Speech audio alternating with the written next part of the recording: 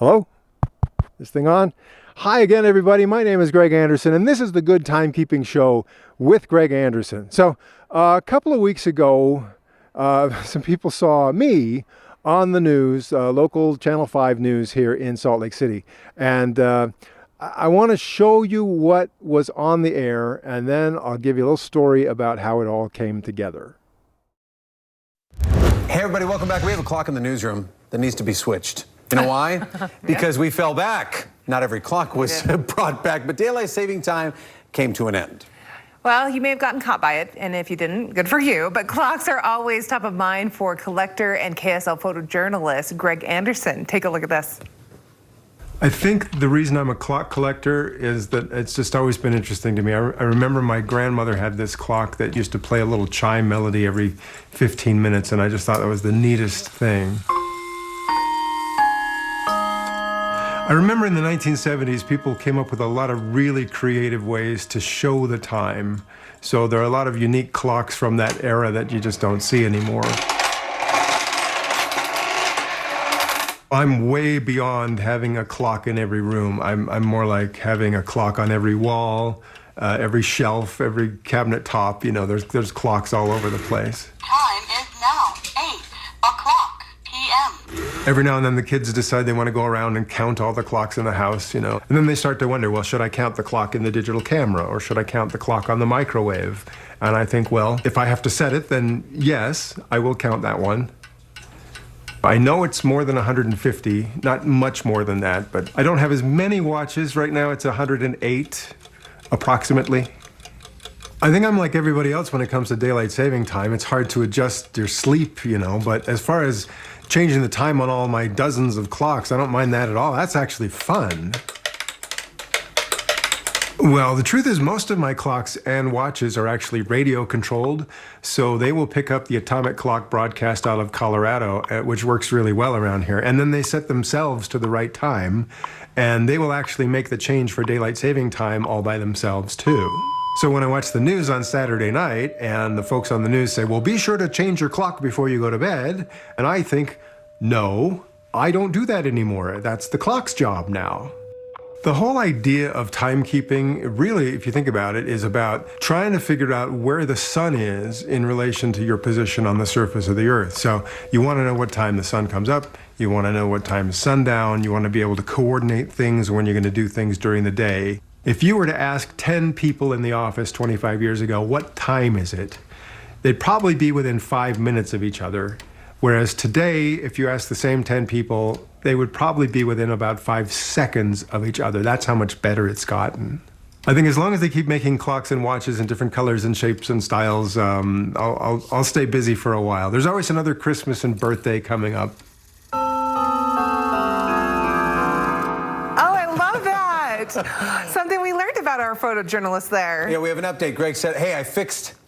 The clock in the newsroom. He just told us. Oh, that's great. Fantastic. My mother-in-law, she has a lot of clocks in her house, and every time they go off in every different direction. It's like Geppetto. Didn't Geppetto and Pinocchio have like clocks all over the place? On the hour, I'm looking like 5 different ways going, where's the noise coming from? For folks in the news business where we must get things done, we have deadlines, not daily, not even, half a day. It's like not even just hourly. Seconds. Sometimes we have deadlines by the minute. And so that's great. That's cool. That was awesome. That said, though, guys, as I did remember to change the microwave and all that stuff yesterday, I forgot a very important clock last night. Your car? No. Oh. My own alarm clock. Oh, dear. To get me to the show. Thankfully, because it was fall back, it was just on me. I had to sleep an extra hour. I got up too early. That's great. If it had been the other way in spring, you would have known why I was late. You would have been late. There you go. All right. All right, guys. Well, we move along here, and we're going to show you some cloud. All right, so this is what happened. I've been doing some work for some of the TV stations around northern Utah and over the years. And so my wife and I were watching TV either a year ago or when it was time to change from daylight saving time back to standard time, or maybe it was the previous time before that in the springtime when it was time to go to daylight saving time. Anyway, we're watching one of those newscasts where they give you the typical reminder that says, hey, it's that weekend, time to change your clocks, make sure you change your clocks before you go to bed Saturday night, whatever. They were giving this standard announcement, and they were showing some what we call B-roll, just some file footage of clocks while they were making this announcement. And we're watching this, and the file footage they found, the video of the clocks, looked really, really old, looked like standard definition. I joked that it looked like it came off of a VHS tape. And for all I know, it really did come off a VHS tape at some point. And I don't know. I know that they're in a hurry when they put these newscasts together, and they probably just looked up on some database, file footage, clocks, pulled it up, looked terrible, but they didn't have enough time to do much else, and there it was. And my wife and I both looked at each other and thought, wow, can't they find something better than that? You know, how hard is it to just get a few pictures of clocks, you know, some new video and use that? And then I thought, you know, maybe we can go one better than that, okay? And without, instead of the standard reminder, hey, be sure to set your clocks, what if we made a story, something a little bit longer form that would make it more interesting, something interesting about clocks or something interesting about daylight saving time? And so I think the very next time it was time to make a change back to standard time or forward to daylight saving time, whatever it was, I thought I should make that video. But I was super busy with other things, and I knew that what I had in mind would take a little bit extra effort, and it just didn't come together. So it didn't happen. And so then the next time it was time for that change, you know, somehow it just didn't happen. So this time, okay, November of 2021, I thought, I got to make this happen because I don't want to wait again. What I had in mind, I wanted to do it. So I came up with an idea of things that would be neat to say about timekeeping to make a neat little story, to make it a little more memorable and fun to talk about changing clocks for daylight saving time. And I would have loved to find someone else to be on camera instead of me. But in the rush of, you know, the crunch of time and deadlines and just whatever, and my whole family had been sick for a few days, it just wasn't going to happen that I was going to find someone else to interview to talk about clocks with some clock expert who would be, you know, better at it than I am. So I just did it myself. Okay. and I thought, if they don't want to use this on the news, I understand. It is a little awkward to put myself on there and then they put that on the news. It just didn't seem like a good fit. But I thought I could make something else that would fit for my YouTube channel. So maybe you've seen, a couple of weeks ago, I released a little video. It's about 4 minutes long, called The Timekeeper.